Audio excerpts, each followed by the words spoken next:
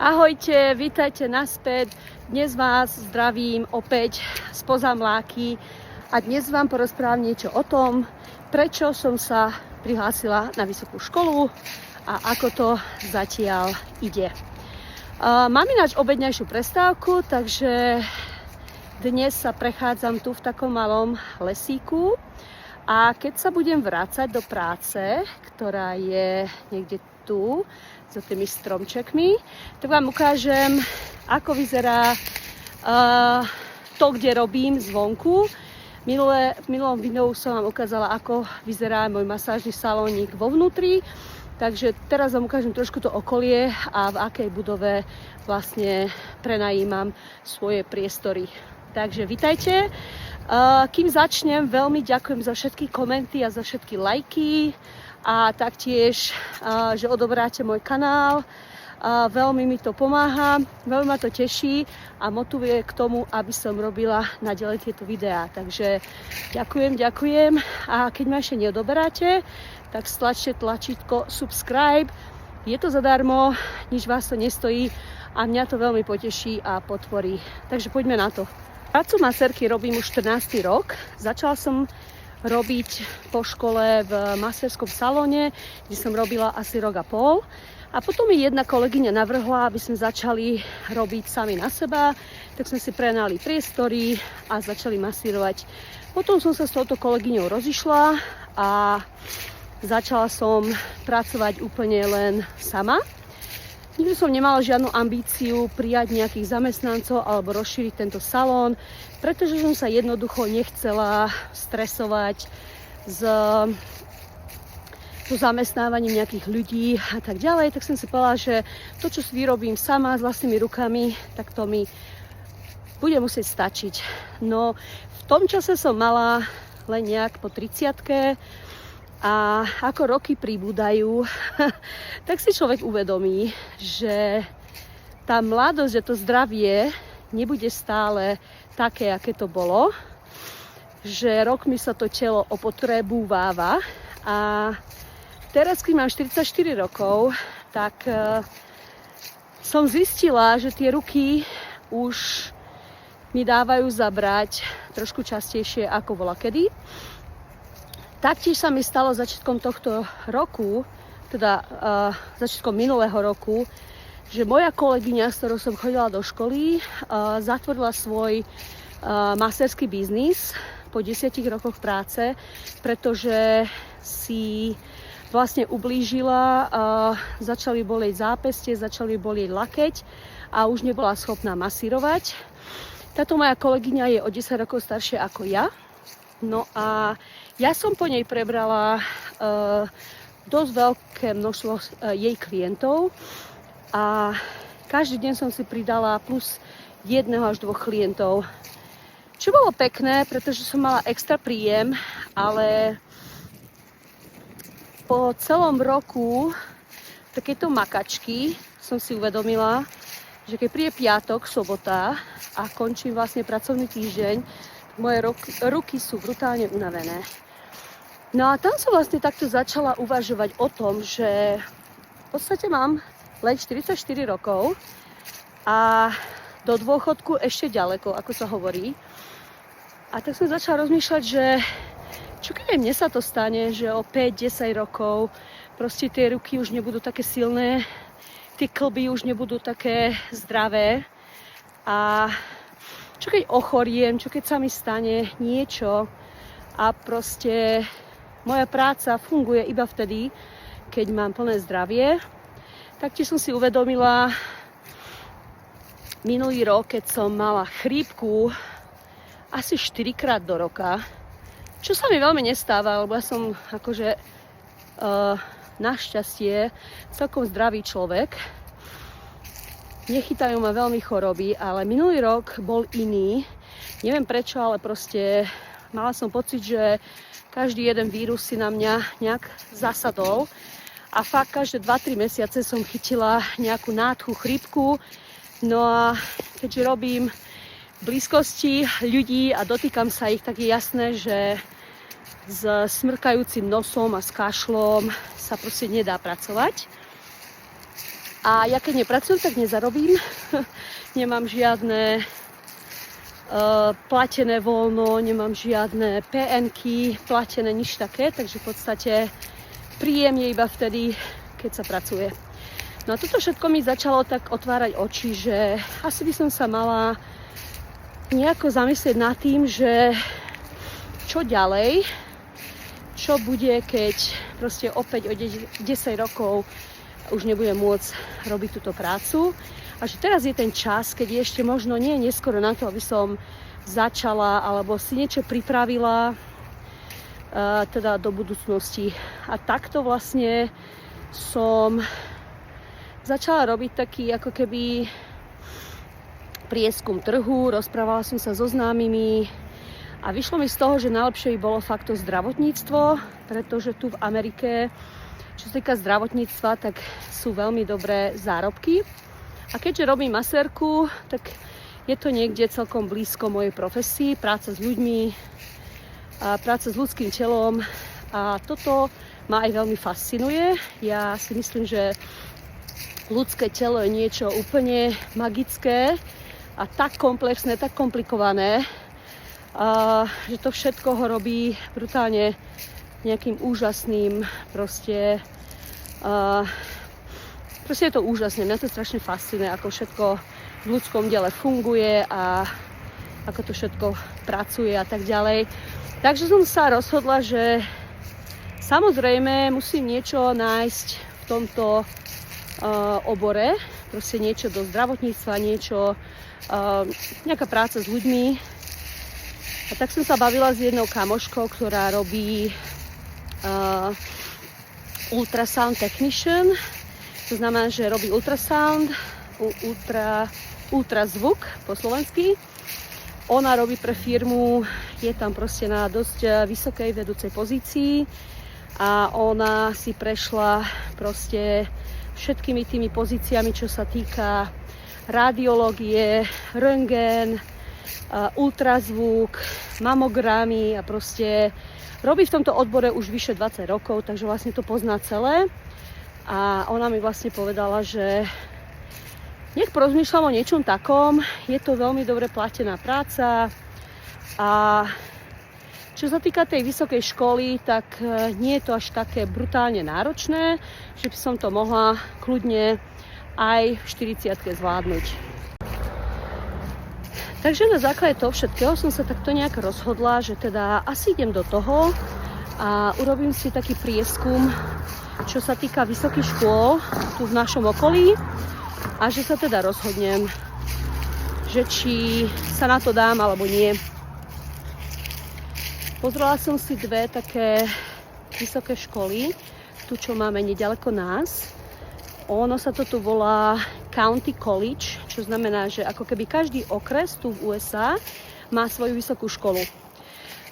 County College je proste taká základná vysoká škola, kde môžete študovať maximálne 2 až 4 roky a môžete tam mať bakalára, čiže nie je to inžinierské ani magisterské štúdium, takže najvyššie vzdelanie, ktoré môžete na takéto community alebo okresnej vysokej škole získať, je bakalár.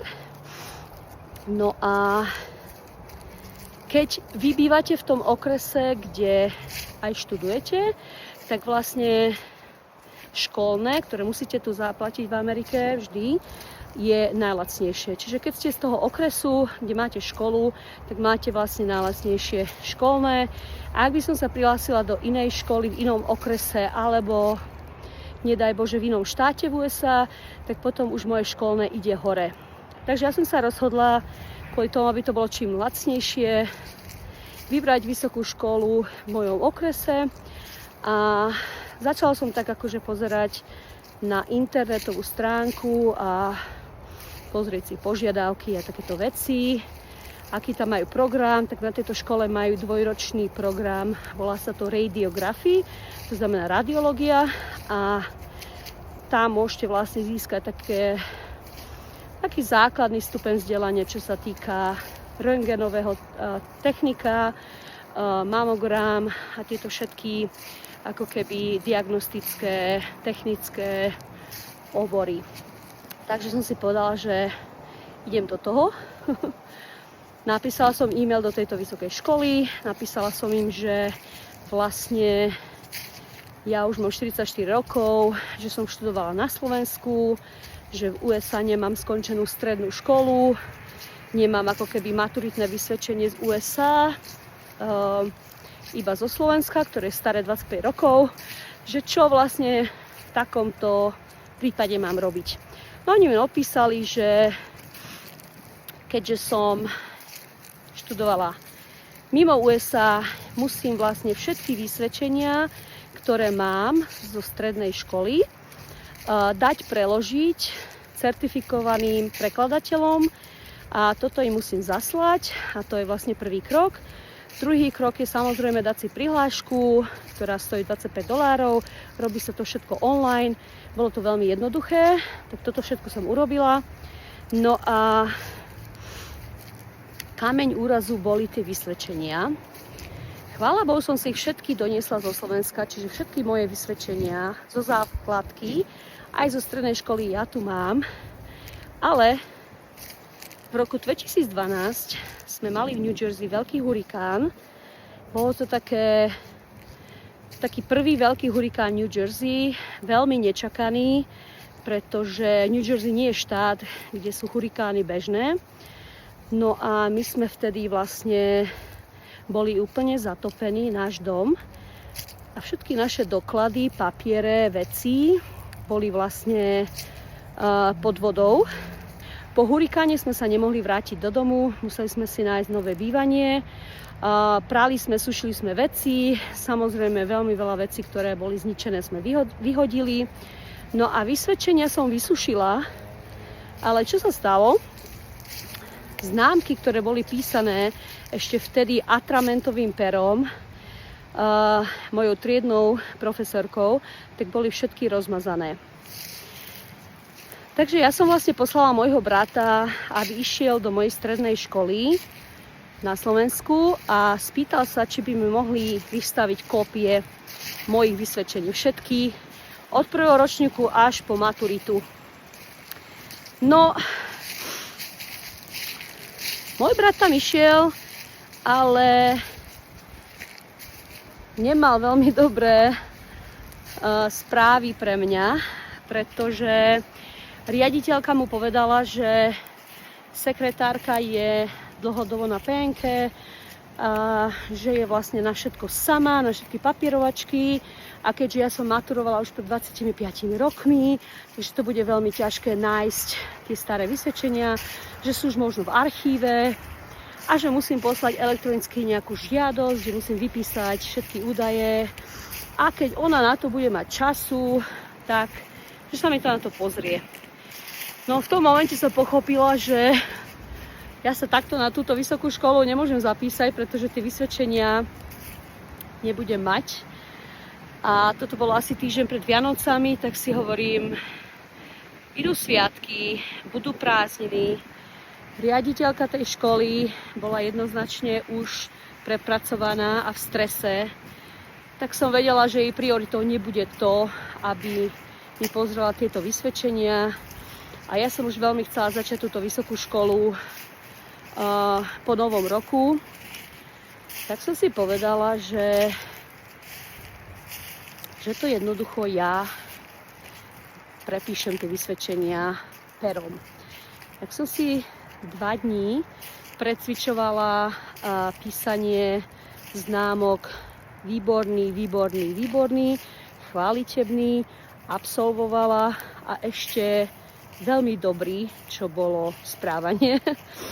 Keďže ja som bola počas strednej školy celkom taký dobrý študent a ja som bola nervózna, keď som nemala jedničky. Bola som taká bifloška. Takže počas 4 rokov som možno mala, neviem, 1, 2, 3 dvojky. Všetko ostatné som mala na vysvedčeniach výborný. Tak som si povedala, tak ja to prepíšem. Ono tam tie známky trošku bolo vidno. Oni neboli, že úplne zmazané a boli tak na poli zmazané. A hovorím si, v Amerike mi už aj iné veci prešli. tu majú vo všetkom taký bordel, že proste oni nebudú nejako skúmať nejaké dokumenty spred 25 rokoch, že či sú práve alebo nepravé. Trošku sa priznám, mala som taký pocit, že podvádzam, ale si hovorím, nie je podvádzanie, ja tie známky mám, len sa mi to proste vymazalo hurikánom a vodou, takže ja to skúsim. Tak som si všetky tie známky prepísala. Ako nehovorte to nikomu, dobre? A tieto všetky vysvedčenia som poslala jednej prekladateľskej agentúre online. Zaskenovala som ich, poslala som ich a poprosila som ich, aby mi to všetko preložili, že to potrebujem na vysokú školu. Zaplatil som poplatok. Myslím, že ma to stálo nejakých $200 toto všetko dať preložiť. A myslím, že behom asi 2 dní to trvalo, keď mi to všetko preložili, poslali mi to naspäť na e-mail. Ja som sa veľmi tešila, že to vlastne prešlo a bola som veľmi zvedavá, či to vôbec prejde aj na tej vysokej škole. Tak ja som mi to všetko za-e-mailovala. No a tak som čakala, čo bude. Medzi tým boli Vianoce, bol Silvester, no a boli prázdniny, takže sa nikto neozýval z tej vysokej školy. A po novom roku som dostala e-mail, že moje vysvedčenia došli, ale keďže som to zaslala ja, tak to nebude oficiálne a musí im to zaslať priamo ako keby tá tlmočnícka agentúra. Tak som zase písala e-mail do tlmočníckej agentúry, že ďakujem pekne za preklady, ale musíte to poslať vy priamo na moju vysokú školu, ináč to neplatí. Tak som zase bola v takom strese, že ešte aj toto, že čo keď mi to neurobia, je to všetko online, ja neviem, komu to mám napísať, tak som to tam niekde na-e-mailovala a o 2 dní sa mi tam ozvala nejaká pani, že v pohode, že mám poslať e-mailovú adresu svojej školy a že oni to zašlú. Ani sa mi nechcelo veriť, že toto všetko môže akože výjsť, ale tak urobila som tak, poslala som im vlastne tú e-mailovú adresu vysokej školy a za 3 dní mi došiel e-mail z vysokej školy, že som oficiálne prijatá, že moje vysvedčenia dostali a že je to všetko vybavené. A môžem si urobiť ako keby meeting s takým študijným poradcom, ktorý mi poradí, ktoré predmety si môžem ešte vybrať na jarný semester. Naozaj sa mi to zdalo neuveriteľné, že toto všetko sa mi podarilo a že to išlo takto jednoducho, aj keď som mala dosť veľa stresov. No ale podarilo sa to. Včera som vlastne bola za tým študijným poradcom a vysvetlili mi, ako to všetko bude fungovať, že si potrebujem urobiť biológiu a chémiu na to, aby som sa vlastne mohla prihlásiť na program Radiology. Takže, aby to nebolo na mňa veľa, ja som sa zatiaľ prihlásila iba na jeden predmet, na tento jarný semester, ktorý začne od januára, 20. januára to začína a končí 6. mája. Tak som si dala iba jeden predmet a to je biológia. Takže vlastne budúci týždeň začínam študovať na vysokej škole predmet biológia. Dúfam, že to pôjde dobre. Sama som zvedavá, ako to všetko bude. Absolútne neviem, čo ma čaká. Nemám žiadnu skúsenosť ešte s vysokou školou v USA. A no, dám vám vedieť. Takže mi držte palce k tomuto môjmu dobrodružstvu. A teraz vám ukážem, ako vyzerá moja budova, kde pracujem momentálne. Tak poďte so mnou.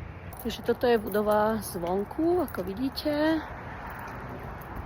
Má takúto strechu. Táto budova bola pôvodne vlaková stanica, historická budova vlakovej stanice, pretože tu v tomto malom lesíku sú kolanice a ja som vlastne mala tú prechádzku tam za kolanicami v tom malom lesíku. No a takto vyzerá táto budova, kde som. Dole je zubár a ortodontist, čiže robia tam rovnátka. Hore máme barbershop a vlastne to tai chi studio, kde som ja. Tu parkujem. Hlavná cesta. Budova sa volá Village Depot, čo znamená ako keby dedinská stanica alebo niečo také. Vlak tu stále premáva raz, dvakrát do dňa, ale je to iba taký nákladný vlak. Takže toto bolo dnešné video, dúfam, že sa vám to páčilo a vidíme sa na budúce. Majte krásny deň a dúfam, že ste sa dneska hýbali.